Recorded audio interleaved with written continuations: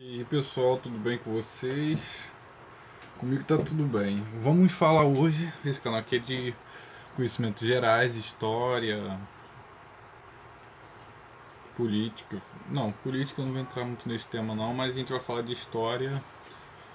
E vamos falar hoje sobre a imprensa no Brasil Colônia. Que é simplesmente falar sobre Brasil Colônia, eu decidi contextualizar isso, né? Então vamos lá, ó. E vamos falar sobre como eram os paradigmas da comunicação popular e da mídia alternativa, né? Então, a gente pode começar falando sobre como era feita a imprensa. É claro, naquele tempo era uma imprensa escrita, né? Já que não existia celular, não existia nem até os livros eram difíceis de serem consumidos pelas pessoas, já que havia uma censura prévia, né? Que existia naquele tempo do Brasil Colônia, existia um índice de livros proibidos feitos pela igreja na época, né? Mas vamos lá contextualizar tudo direitinho para vocês saberem. Antes de tudo, se inscrevam aí no canal, ative as notificações, o sininho e tudo isso que vocês já sabem que deve ser feito para que o YouTube me recomende para outras pessoas. Então vamos lá?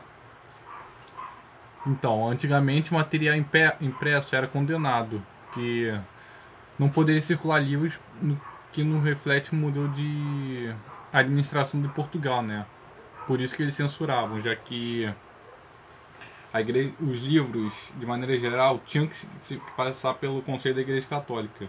Vamos lembrar que século XV até meados do século XVIII, toda a informação era controlada pela Igreja Católica dominante naquele momento da história. Então, para evitar qualquer insurgência, aqui na colônia, Brasil Colônia, eles seguiam a rede do modelo de administração colonial português. Então, era preciso controlar a circulação de ideias. Portugal tinha index, ideia dos livros proibidos. Então, em qualquer tipo de domínio, né, tem que se haver uma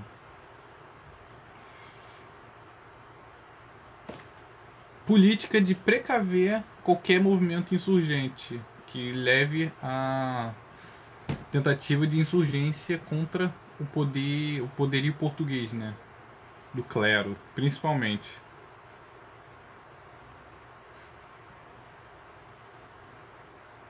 Então, até tipo de receita, né, e livros de receita poderiam ferir a moral daquela época, né. Era proibido tudo referente a livro. E quem descumprisse essa regra poderia ser preso e deportado para cumprir pena em Portugal, né?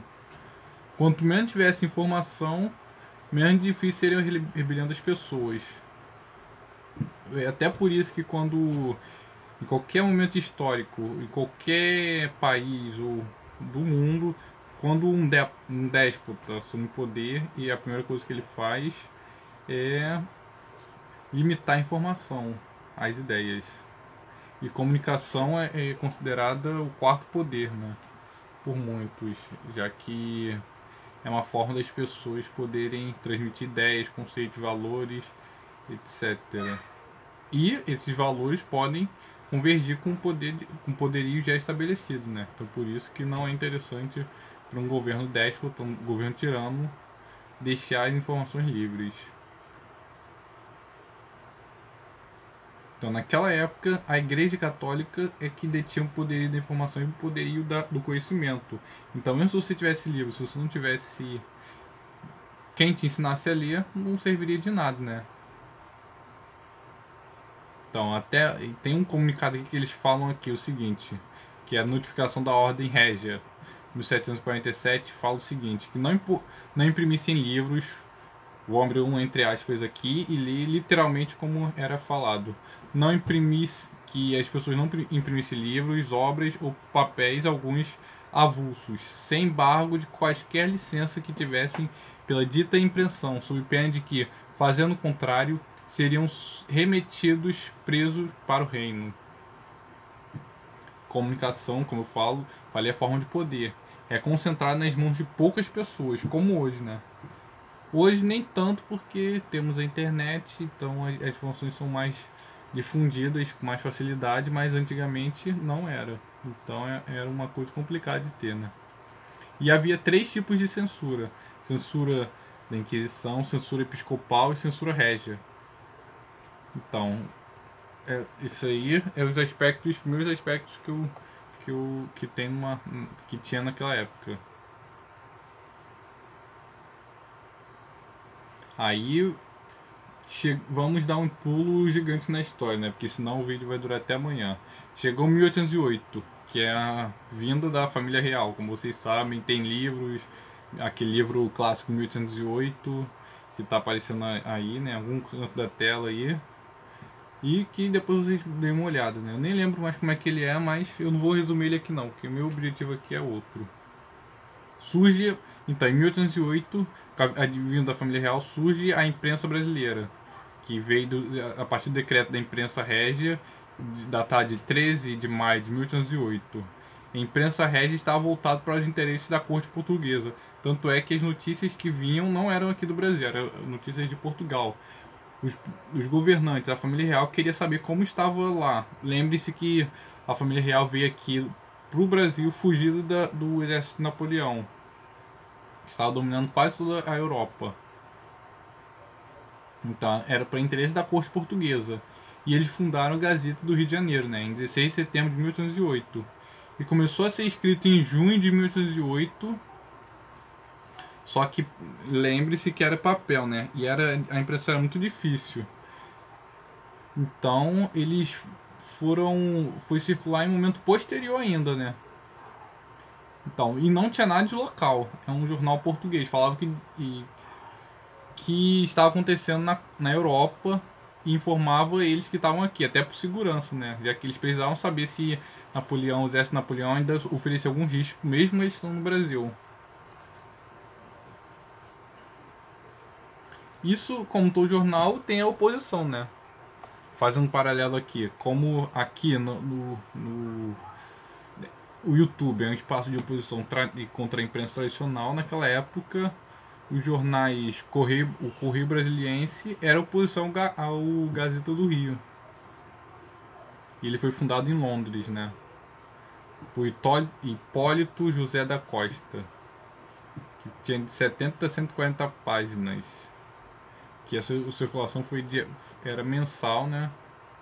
Era impresso em Londres, editado por esse carinha que eu falei para vocês, que chegou depois do Gazeta e só foi circular em outubro, pela dificuldade da impressão. Falava em política, ciência na Europa. Falava sobre como Portugal explorava o Brasil para pagar a Inglaterra, né, naquela época. E o conteúdo era política, comércio, arte e literatura. E ciências. Questões que afetavam o Brasil, né? Portugal e Inglaterra. E atacava defeitos da administração brasileira, que era feita com base nas edes de Portugal. E era um jornal que defendia o abolicionismo, que tinha um viés mais progressista para a época. O jornal, antes de tudo, era oposição por ser abolicionista.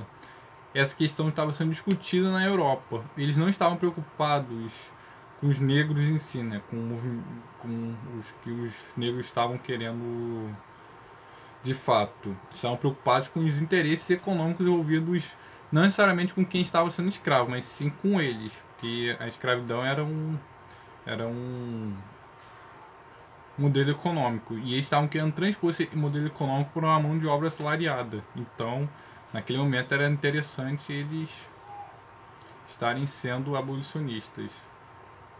E aí começa a surgir outros jornais, né? A partir de a ideia se viraliza, né? Vamos dizer assim. E a ideia de jornais ligados a indivíduos ou grupos, que fosse uma coisa mais local, né? Para combater e defender uma causa momentânea, começou a ganhar força.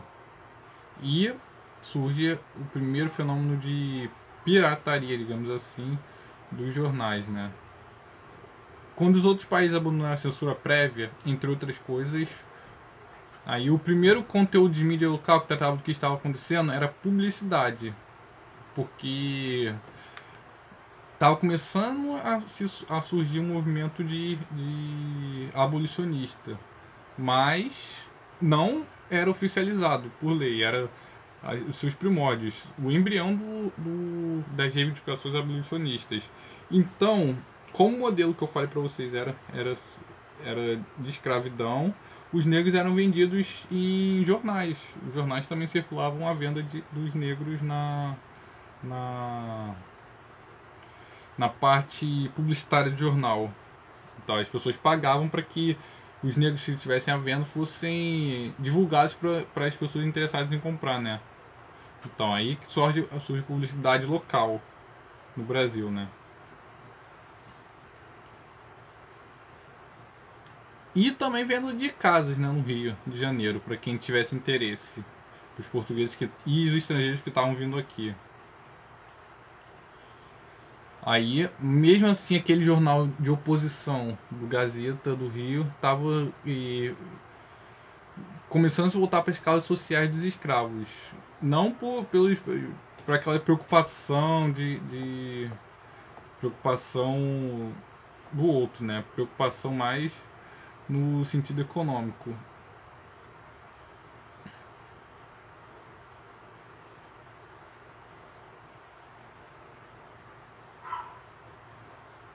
E os jovens que existiam aqui, que antigamente os jovens iam para Europa para estudar, né? Filhos dos senhores de escravos, filhos de monar de dos aristocratas que estavam aqui, né? Iam para lá e voltavam com ideais de liberdade, igualdade, fraternidade que existiam na Europa. E por isso eles estavam querendo entrar nessas lutas sociais, né? Que estavam começando a surgir no país. E aí começou a falar direitos dos negros. Os jovens universitários que faziam direito vinham com os ideais da Europa, porque nosso país, o Brasil, foi um dos últimos países do mundo a abolir a escravidão. Então por isso que eles começaram, esses ideais foram a partir do intercâmbio deles para a Europa. Então, isso aí não entra em nenhuma questão ideológica, tá, gente? É questão de história mesmo, como eu tô lendo. Sobre ainda a escravidão, gente, depois da Lei Áurea, surgem jornais de defesa dos direitos dos negros com mais empenho, né? E conteúdo ligado ao movimento afro-brasileiro, que começava a se organizar. E temos o momento dos negros, que já tiveram alguma escolarização, e temos uns poucos brancos que estavam dando apoio, e começou aí a luta pelo direito dos escravos, né? Dos escravos. Tem vários autores aí, como eu não vou entrar agora nesse mérito porque hoje é uma passada bem rápida, mas que eu tô querendo falar mais mesmo das mídias que aconteciam, que estavam começando a surgir, sem ainda o espectro de falar sobre a história da escravidão no país, né? Que o foco aqui agora é o tipo de mídia que existia na época. Mas aí eu precisei dar essa passada pela questão da escravidão para contextualizar. E aí começou o jornal Alfinete, né, que esses grupos formavam, esses intelectuais brancos que iam para a Europa e os negros ex-escravos que tinham alguma escolarização, que estavam tentando lutar por outros negros, começaram a fundar jornais clandestinos da época, né? E a Liberdade também, né, que é um outro tipo de jornal. E aí começa isso daí outro dia eu entro com mais. Não, acho que eu não preciso entrar nesse assunto nos autores negros ainda não. Aí começa o jornalismo de resistência frente ao pensamento dominante, né? Cada vez mais ligado ao contexto histórico, político, social. E chega o século XX e inicia a criação de jornais operários, né? Ligado a esse tipo de causa. Que é o início do século XX. Que aí começa a Revolução Industrial e tudo mais. Revolução Russa e mais à frente ainda, que não é tão interessante assim pra gente estudar, né, nesse momento. Depois tiveram as revoltas da vacina, que eram coisas que eram noticiadas nesses jornais, né? Esse é um dos primeiros momentos que está se consolidando a mídia impressa aqui no país, né? E aí e esses jornais que eu citei aí foi para mostrar a regionalização da imprensa como a gente conhece, né? Essa imprensa regional. Por que é tão importante essa... Não, por que surgiu essa regionalização da imprensa, né? Que antigamente a imprensa era feita para informar as pessoas no poder, os dominantes que estava acontecendo na corte. Depois foi se regionalizando até os dias de hoje, né? Em que a gente tem um jornal nacional que fala para todo mundo, por exemplo, e um jornal regional, o RJTV. Continuando, né, gente? Depois, eu tô fazendo um passadão histórico, a gente começa com que vem o período militar, né? Onde os militares assumem o poder sem entrar em questão ideológica, assim, nada, que não é o objetivo do vídeo. Que teve uma intensa mobilização política e cultural, teve resistência ao modelo econômico multinacional, que foi a época do Jango, né? Antes, momento pré tomada do poder pelos militares, que existia uma empresa democrática, polícia nacionalista e tudo mais. Esse foi o período de Jango.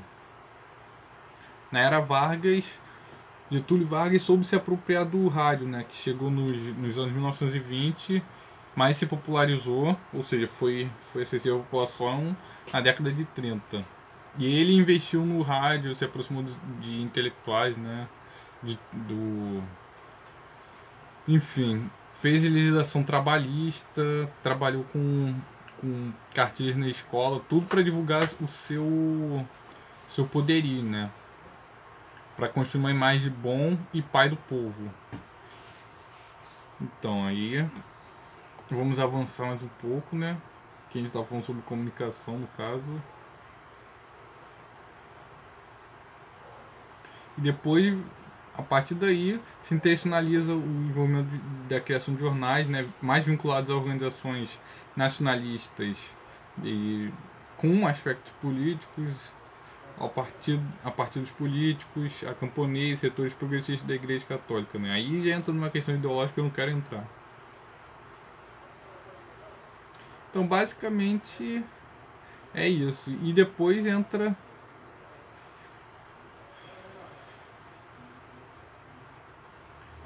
Ainda assim existia uma coisa voltada para o povo, mas era muito institucionalizado, né? Que estava longe da realidade dos grupos que eles lutavam. Que existia antes dessa época de 64, manifestação de comunicação chamada de populares, que é ligada ao povo, alternativa em relação ao conteúdo e aos canais utilizados, né? E depois, esse é o passo que eu queria dar, depois dentro da época de 64, que eu não quero entrar nisso, que eu não quero... que não é objetivo estudar a parte ideológica, por enquanto é só dar uma clareada sobre como a imprensa chegou ao Brasil. Então é esse o vídeo. Só ficou longo pra caramba, hein? Espere os próximos, ative a notificação e é isso aí, gente. Tchau.